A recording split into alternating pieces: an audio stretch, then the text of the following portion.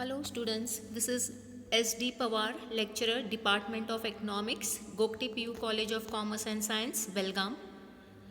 We shall continue with the second part of consumer behavior. In the last part we have seen effect of change in income. Now let us see effect of change in price of good one, but the price of good two and income of the consumer being the same. So when price of good one increases, you see here in the first diagram, the vertical intercept, that is the cutoff on the vertical point m divided by p2 is the same, but there is inward shift in the good 2 as he is able to buy less of good 1 because the price of good 1 has increased. So the consumer is able to purchase less of good 1 but same amount of good 2. When the price of good 1 decreases, the budget line moves outward as he can buy more of good 1. See in the second diagram, the vertical intercept is the same because price of good 2 is the same, but the price of good 1 has decreased. So now he is able to buy more goods and the budget line shifts outward, which is shown with the arrow mark. Monotonic preference. What is the meaning of monotonic preference? You will have a question for 2 marks. Monotonic preference is when a rational consumer means a wise consumer, an intelligent consumer, always prefers a bundle which offers more of both the goods, that gives him higher level of satisfaction. Now we have seen in the budget set that there are more option or possible combinations or possibilities where he can choose any bundle, but a wise consumer, a rational consumer will always prefer to choose a bundle which will give him more of both the goods, that gives him higher level of satisfaction. In our example of the previous budget set, 2 combination or bundle or possibility of 2 will be the rational choice of the consumer. Marginal rate of substitution, another question. In short, it is called in abbreviated form you can write it as MRS, or they may ask you expand MRS. You have to write marginal rate of substitution. What is marginal rate of substitution? Means how much of good to the consumer is ready to sacrifice or forego in order to have one more additional unit of good one, so that he may be able to get same level of satisfaction. As you already know, income is limited, income is given, prices are given in the market. When a consumer wants to prefer more of good one, then he will have to decrease the good 2. The good 1 will come at a cost of good 2. So here the question is, to get an additional unit of good 1, how much will he be ready to sacrifice the good 2 units, is called as marginal rate of substitution. Next one, we come to utility. Utility means the capacity of a commodity to satisfy human wants, or you can say any commodity, any goods or service that satisfies human wants is said to possess utility. Okay, say example, a cup of tea. It satisfies a person who drinks that tea, a cup of tea, so he gets satisfaction. So we say tea possesses utility. Tea gives satisfaction, or tea has utility to satisfy human wants. Features of utility. First one, utility is subjective. That is, it differs from person to person, place to place, and time to time. Now, for example, take newspaper. Newspaper gives utility to a literate person who knows to read and write, who can read the newspaper. The newspaper is of much utility to him. But the utility of newspaper is not the same for a illiterate person. It differs from, for the same person also, a commodity gives a different utility at a different place. Say a person wearing a take example of sweater, if he goes to place like Leh Ladakh, then sweater gives him more utility. But if he goes to a place like Chennai, sweater is not of much utility. So from place to place also it differs. Same way, utility is different from time to time. Umbrella is useful in rainy season, but at times in winter umbrella is of no use. Second point, utility is different from satisfaction. Now, though we are using utility or satisfaction, but there is a slight difference between the two. Satisfaction is realized satisfaction. Satisfaction is realized satisfaction means when a person after consuming certain goods, then he says he gets satisfaction. So it is a realized satisfaction. He has got it after consumption.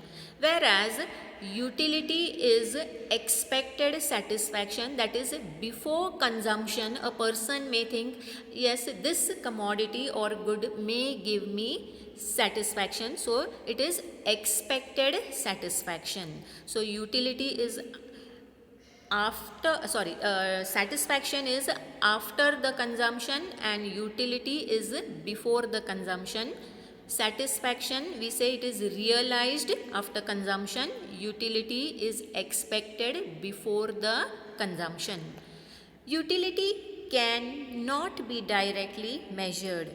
Now, how much a person is satisfied, he cannot show in numbers. He can just say, I am satisfied.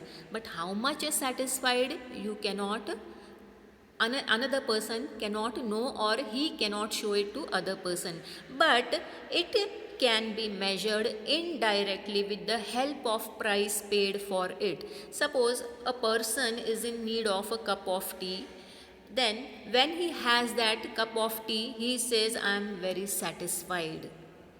Okay, now how will you measure his satisfaction? He will say, he may say the price that he has paid, 5 rupees for a cup of tea. Assume the cup of tea was worth 5 rupees. So indirectly you are measuring that satisfaction in terms of money or price that you are paying for that commodity. Measurement of utility. There are two approaches or two concepts for explaining consumer behavior. Two views, two approaches. First one is cardinal utility analysis and second one is ordinal utility analysis. Cardinal utility means simply it counts the utility. Cardinal counts the utility in numbers. That is, it helps in explaining. Now I have already told you we will be doing two important laws, law of diminishing marginal utility and law of indifference curve. Cardinal utility helps in explaining law of diminishing marginal utility. It assumes, it thinks that satisfaction can be measured or counted and expressed in numbers. You have to, it assumes. Ordinal utility helps in explaining indifference curve analysis.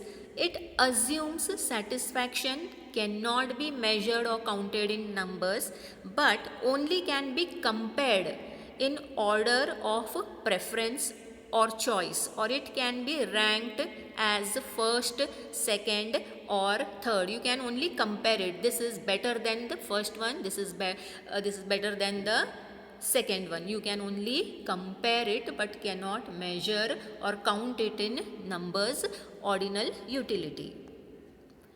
Concepts of utility.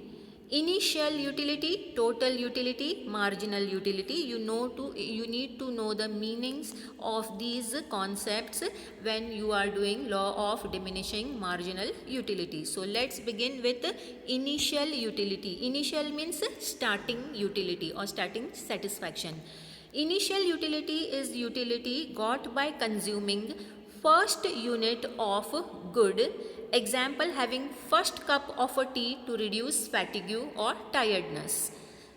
Okay, so when you have first cup of tea in the morning, then what satisfaction you get by consuming that first cup of tea is called as initial utility. Total utility. Total utility is the utility got by consuming all the given units of the commodity or good over a period of time. Say from morning, in a period of 2 hours, you may be having a few cups of tea after some interval in that given period of time, in that given 2 periods of time.